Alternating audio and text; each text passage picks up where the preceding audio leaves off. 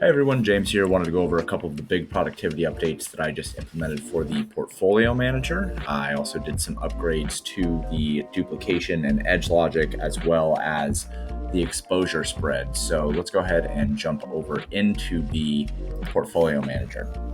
Now the big upgrade here that I implemented is database loading. So before this, you had to go in and upload a file of your portfolio, a file of your site CSV, and a file of your projections. So now you can upload straight from the Paydirt database. It makes things way quicker, way easier. You don't have to worry about file uploads or CSVs or anything anymore. All you have to do is just select your sport. We'll do NBA.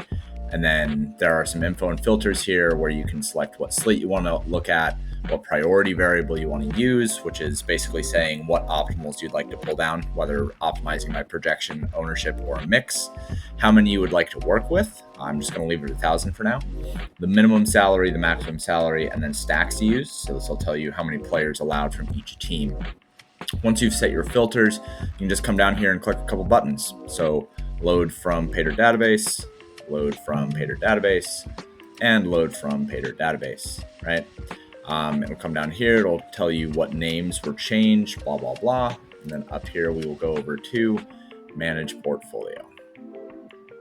So once this loads up, you'll see that everything is loaded the same way that it was with file uploads. It's just a significantly easier and quicker process now.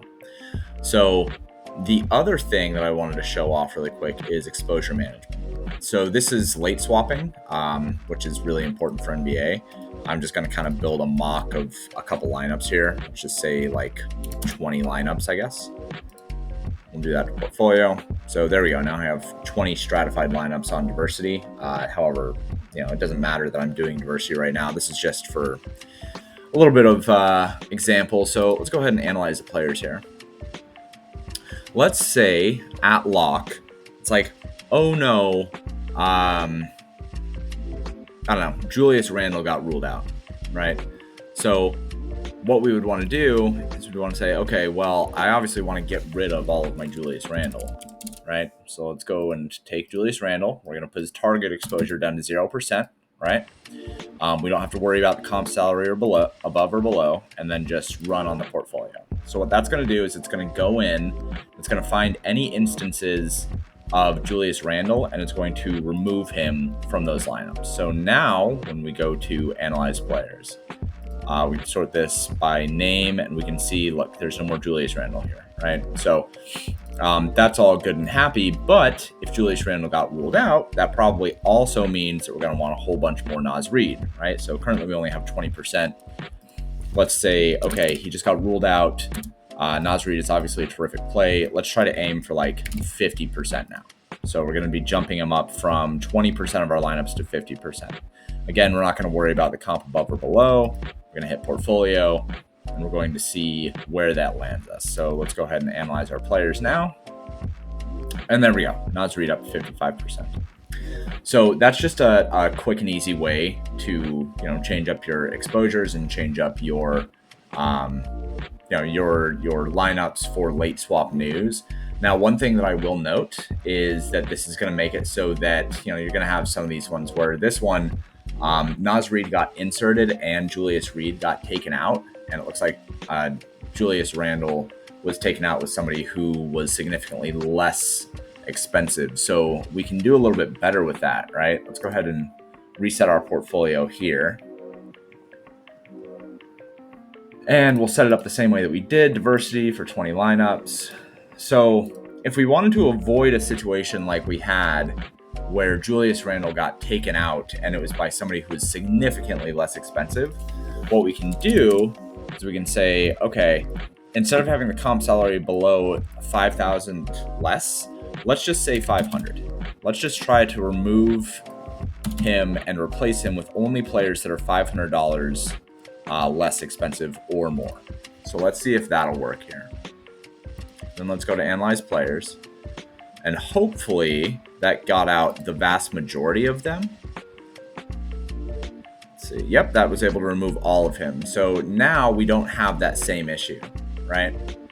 Now we have 48.8, which was one of the lower ones, but we didn't remove all the way down. So then with Nas Reed, we can do a similar thing, right? Like we don't want to be jumping him into spots where it is way cheaper, right? Let's just keep it at 500 again. And oops, I removed all of him that time. So that's fine, because we can still then say, all right, I want to aim for 50% here, right? First, let's analyze and see that he was pretty much removed. Yes, he was. Okay, so now let's try to get 50% of him. All right, let's see how that worked out. Didn't look like it. Oh, there he is. There he is. So we got 30%, right? We were able to get 30% of him in here with a comp seller below of 500 or less. So if we wanted to get more, we would have to drop this down even farther. Let's say 1,000, right? Now, oops, getting a little squirrely. Yeah, it looks like 35% is all that we're going to be able to get with this specific group. So that's still a way to, you know, try to get more Nas Reed when we didn't have any Julius Randle. And you can do this with, you know, a whole bunch of different circumstances. I did it with Julius Randle and Nas Reed, but say that, you know, any player was ruled out, you'd be able to load up your lineups here, and then you would be able to remove them and then export and then load them back into DraftKings. So those are just a couple improvements from the portfolio manager. I'm going to be building a couple lineups using it. I've mostly been using the SE score to decide what lineups I want to use, since I usually play smaller field lineups and smaller entries. SE score is something that is relatively new to the portfolio manager as well. It takes into account things like diversity, weighted ownership, edge, median salary, a lot of different things that matter when we're thinking about small field contests. So the top overall SE score lineups are going to be things that have quite a bit of ownership, but also give you a bit of relative value. You can see that through, say, this one that has pretty high ownership, pretty high median, but also maintains its edge and is also low on diversity. And this is a really big one because it means that it's representative of my entire group of lineups itself. So if you look at a lineup that has a high SE score and has low diversity, and we go and we analyze players, what you'll see is that you have a lot of the players that are highly exposed in the entire core of lineups and the entire portfolio present in a high SE score lineup. So you'll see Marvin Bagley, you'll see Jaden Daniels, you'll see Justin Champagne, you'll see Julius Randle probably in quite a few of the lineups that look good in terms of low diversity. You'll see Anthony Edwards, right? So SE score is a really, really cool metric that I developed relatively recently, and I think that you should use it. So hopefully you like the updates to the portfolio manager. It's a lot easier to use now. You don't have to worry about file loading unless you're loading from a third party. Should be really, really nice for Paydirt subscribers. If you have any questions, feel free to reach out to me over at paydirtdfs.com or over on Twitter at paydirt_DFS, or find me in the Discord. But thank you guys so much. I appreciate all the support, and I hope that you take down some trophies tonight.